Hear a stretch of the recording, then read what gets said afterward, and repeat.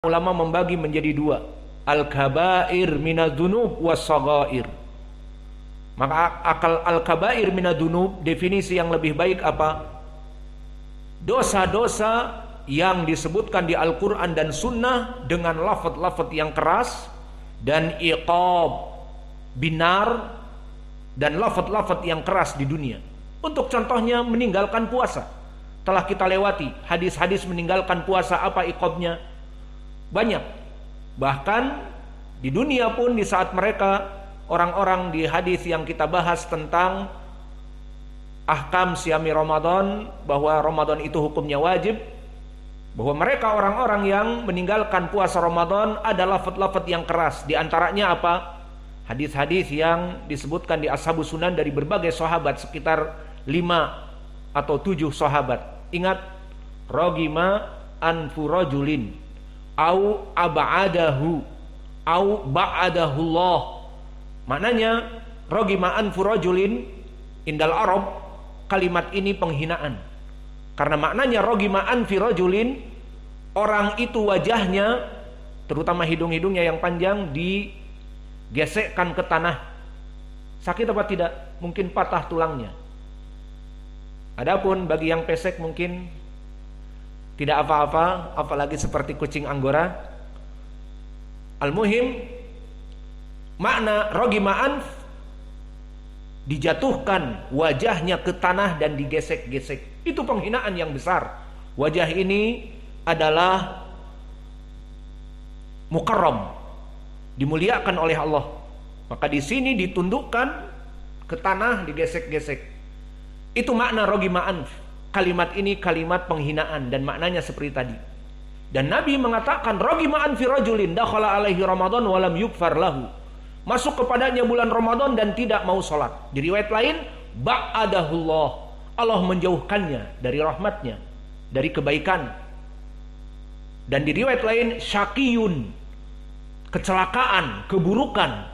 Maka ini lafaz-lafaz yang keras. Dan bahkan di hadis yang semakna dengan ini, di hadis Aisyah dan Abi Hurairah yang muttafaqun alaih, di saat seorang bersetubuh dengan istrinya di siang Ramadan, apa yang dia katakan datang kepada Nabi, ya Rasulullah, ihtaraqt, halakt, celaka aku, terbakar aku.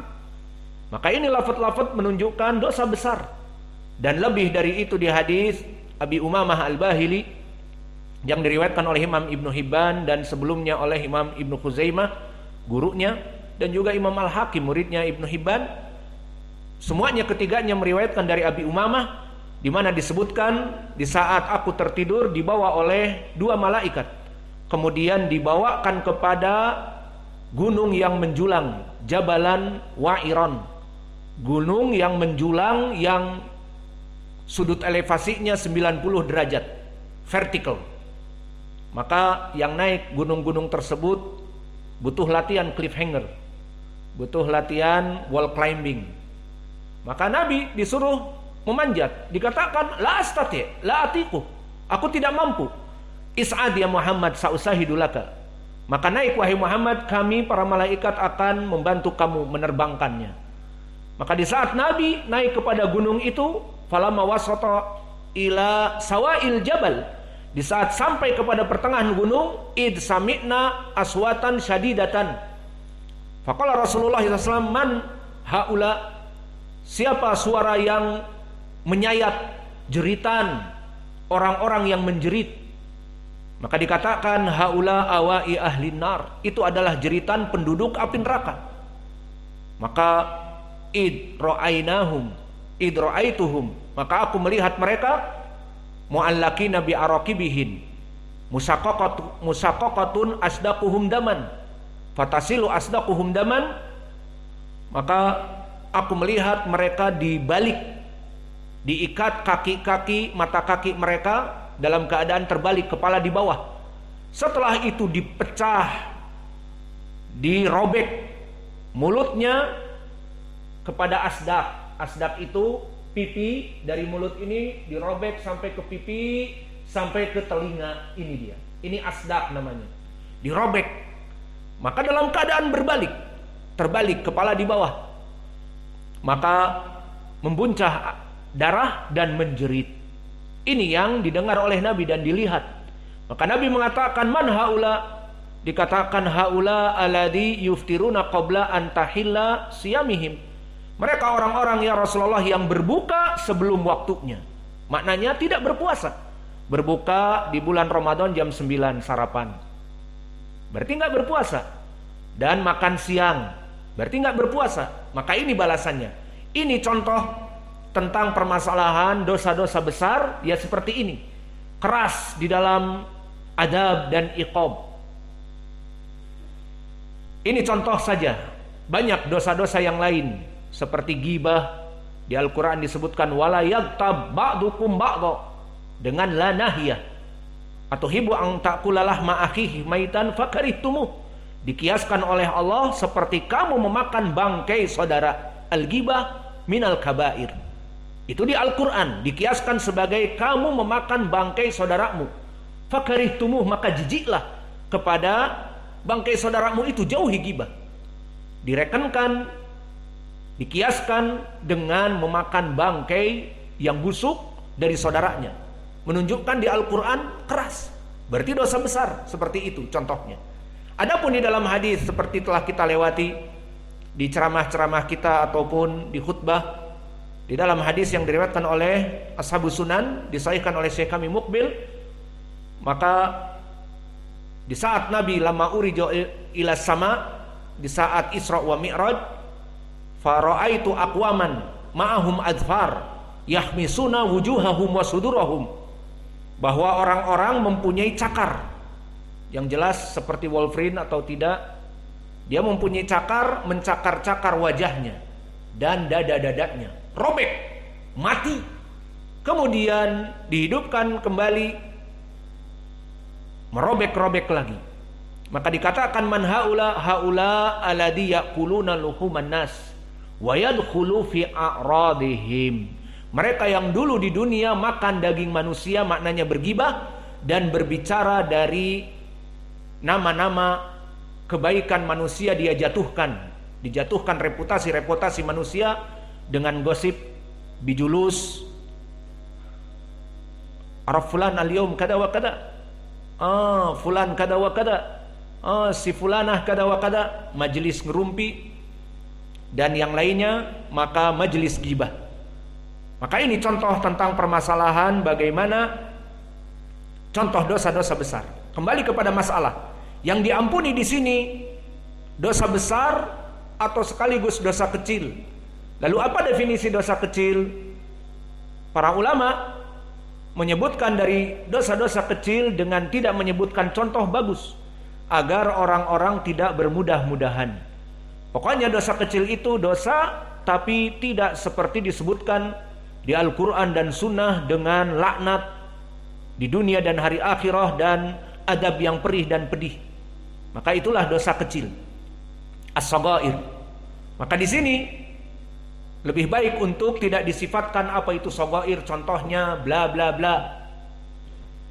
Maka tidak bagus untuk disebutkan, nanti kalian akan bermudah-mudahan. Lalu kesimpulannya, yang diampuni di sini apa? Hanya dosa besar. Karena di dalam hadis yang diriwayatkan oleh Imam Muslim, yang memang tidak disebutkan qiyam Ramadan, diriwayatkan oleh Imam Muslim, as-salawatul khams wal jum'ah ilal jum'ah wa Ramadan ila Ramadan mukaffirat lima bainahun idza jatanabal kabair. Bahwa puasa Ramadan kepada Ramadan yang lain, hari Jumat, salat Jumat dengan Jumat yang akan datang, dan salat 5 waktu setiap waktu, dari maghrib ke isya, isya ke fajr, fajr ke duhur, duhur ke asr, asr ke maghrib, semuanya penghapus dosa, dosa yang kecil, bukan dosa yang besar. Maka oleh sebab itu, orang-orang yang melaksanakan dosa besar dan belum bertobat, misalnya dia pencuri, dia perampok, dia pembunuh, dia pelacur, dia pemakan riba, terus dalam keadaan dosa-dosa besar ini, kemudian dia melaksanakan puasa Ramadan, maka yang diampuni hanya dosa-dosa kecilnya. dosa besarnya harus bertaubat. Maka maaf, seorang pelacur di malam-malam bulan Ramadan dia melacurkan dirinya, dosa. Kemudian di siangnya dia berpuasa.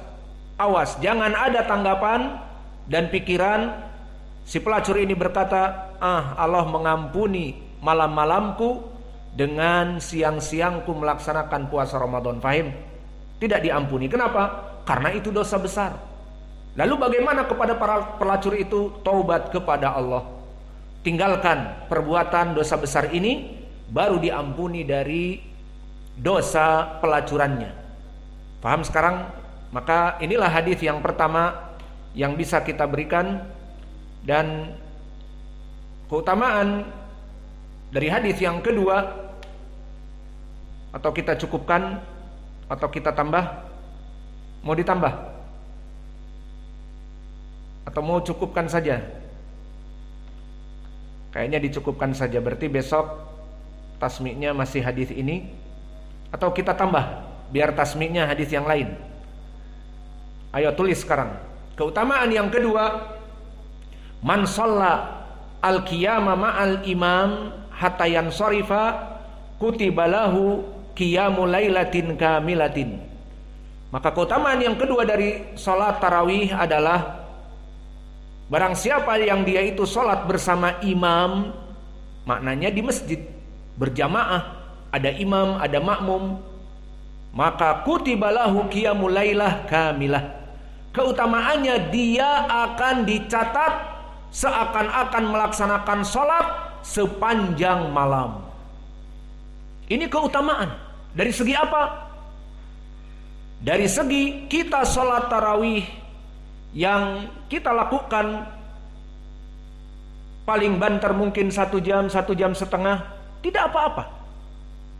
Atas kemampuan kita di zaman sekarang, orang-orang susah untuk datang sholat tarawih setelah isya, ya tidak apa-apa. Datang dari Kota Baru, datang dari tempat yang lain, maka jauh, dilaksanakan sholat 1 jam, 1 jam setengah. Yang jelas, fattakullah mastata'tum, dalam waktu terbayang 1 jam atau 1 jam setengah atau 2 jam lah. Dan 1 malam itu 12 jam. Maka 2 jam dia sholat, 10 jam dia apa? Dia selesai dari sholat. Tidur bersama istrinya, kemudian tidur lelap, kemudian dia malam itu juga makan dan bercengkrama dengan istrinya. Semuanya dihitung dalam keadaan sholat sepanjang malam. Ini keutamaan atau tidak? Hanya 2 jam dia sholat atau 1 jam setengah,